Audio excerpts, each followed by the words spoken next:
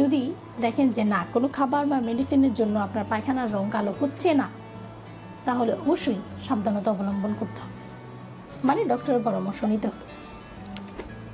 অনেকের আবার পায়খানার শুরুতে বা পায়খানার মাঝখানে বা পায়খানার পর ফ্রেশ ব্লাড যায়, মানে ফ্রেশ ব্লিডিং হয়, সেটাকে বলে হ্যামাটোকেজিয়া। তো লোয়ার জিআই। আসসালামু আলাইকুম সম্মানিত ভিউয়ার্স, আশা করি সবাই ভালো আছেন। আমি ডাক্তার আকলিমা আক্তার, কর্মরত আছি ইউনাইটেড হসপিটাল, দক্ষিণ বনশ্রী, ঢাকা। আমরা সাধারণত আমাদের পায়খানার বেগ আসলে আমরা বাথরুমে যাই, পায়খানা করি, কিন্তু খেয়াল করি না যে পায়খানার রঙটা কী। পায়খানার রং বিভিন্ন রকম হতে পারে। তো পায়খানা কালো হলে সেটা কী ইন্ডিকেট করে, আজকে সেই বিষয়টি নিয়ে আলোচনা করব। পায়খানার রং কালো বিভিন্ন কারণে হতে পারে, কিন্তু পায়খানার সাথে যখন ব্লিডিং হয় তখনও কিন্তু পায়খানার রং কালো হয়, যেটাকে আমরা বলি মেলেনা। ইউজুয়াল কিছু কারণ রয়েছে যেটার জন্য পায়খানার রং কালো হতে পারে। এই কারণগুলোর জন্য টেনশনের কোনো কারণ নেই।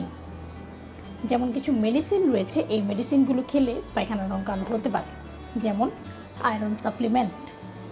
আবার কিছু খাবার রয়েছে, এই খাবারগুলো খেলেও পায়খানার রং কালো হতে পারে, যেমন বিটরুট, ব্লুবেরি ইত্যাদি।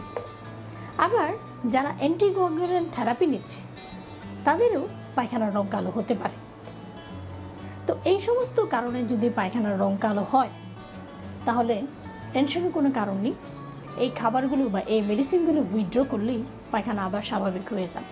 কিন্তু কিছু কারণ রয়েছে যে কারণগুলোর জন্য অবশ্যই চিন্তা করতে হবে, এবং এই কারণগুলোর জন্য কিন্তু পায়খানার রং কালো হচ্ছে। এই কালো হওয়ার কারণ হচ্ছে ব্লিডিং, মানে রক্তপাত হওয়া।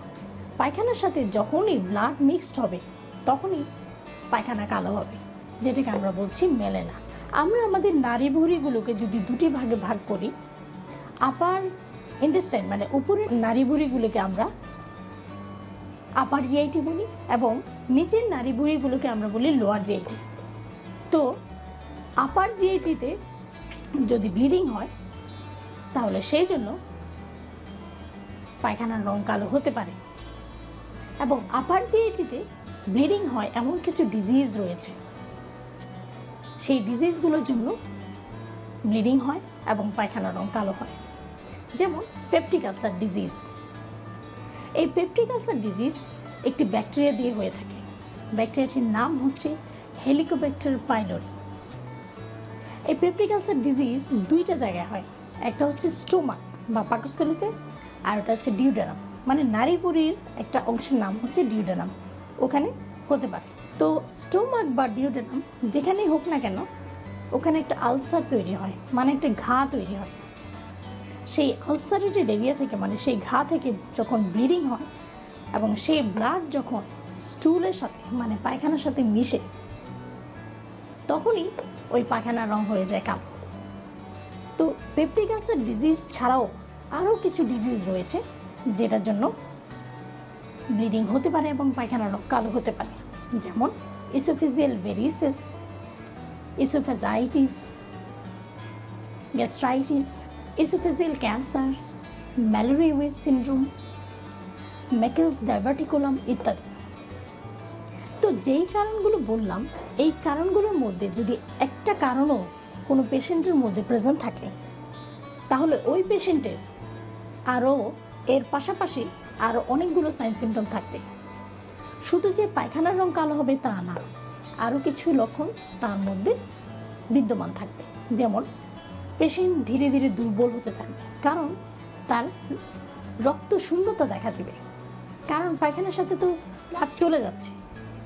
তো সেই জন্য শরীরে ধীরে ধীরে রক্ত কমে যেতে থাকবে, পেশেন্ট ধীরে ধীরে রক্ত শূন্য হয়ে পড়বে, পেশেন্ট অনেক দুর্বল হয়ে পড়বে, ক্লান্ত হয়ে পড়বে, পেশেন্টের প্রচণ্ড মাথা ঘুরাবে, চোখে ঝাপসা দেখবে, এবং ধীরে ধীরে তার প্রেশার ফল করতে থাকবে।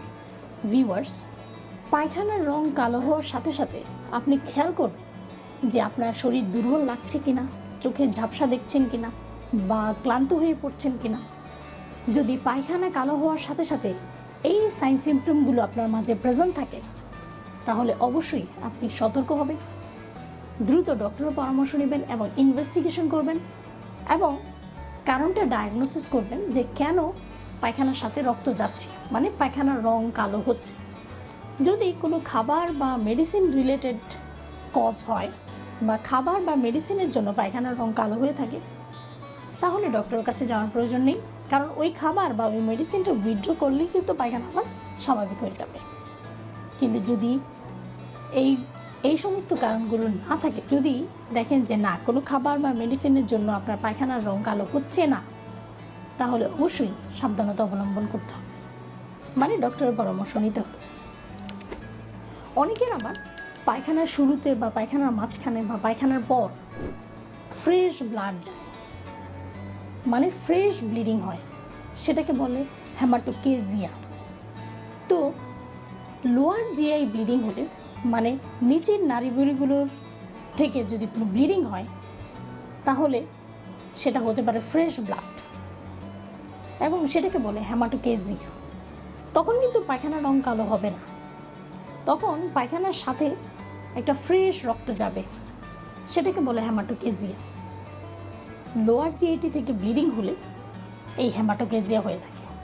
তো লোয়ার জিআইটিতে ব্লিডিং হয় এমন কিছু ডিজিজ রয়েছে, যেমন হেমোরয়েড, যেটাকে আমরা বলে থাকি পায়েস। পায়েসের জন্য পায়খানার শুরুতে বা মাঝখানে বা পায়খানার পর প্রচণ্ড ব্লিডিং হতে পারে। এছাড়াও আরও কিছু কারণ রয়েছে, যেমন anal fissure, ulcerative colitis, Crohn's disease, colorectal cancer, intussusception, gastric carcinoma ইত্যাদি। ভিউয়ার্স, পায়খানা কালো হোক বা পায়খানার সাথে রক্ত যাক, যেটাই হোক না কেন, অবহেলা না করে ডক্টরের পরামর্শ নিতে হবে অবশ্যই। তবে টেনশনের কোনো কারণ নেই, কারণ আল্লাহ যতগুলো রোগ দিয়েছেন বা যতগুলো ডিজিজ দিয়েছেন তার চিকিৎসাও আল্লাহ দিয়ে দিয়েছেন। শুধু যেটা করতে হবে, অবহেলা না করে ডক্টরের পরামর্শ নিতে হবে এবং দ্রুত ডায়াগনোসিস করতে হবে এবং দ্রুত চিকিৎসা শুরু করতে হবে। যত দেরি করবেন ডক্টরের কাছে যেতে, ততই কিন্তু আপনার ডায়াগনোসিস দেরিতে হবে এবং ট্রিটমেন্টও দেরি করে শুরু হবে। ততই আপনি ধীরে ধীরে দুর্বল হয়ে পড়বেন এবং ক্লান্ত হয়ে পড়বেন। তখন আপনাকে সুস্থ করে আনা একটু কঠিন হয়ে যাবে। ধন্যবাদ সবাই।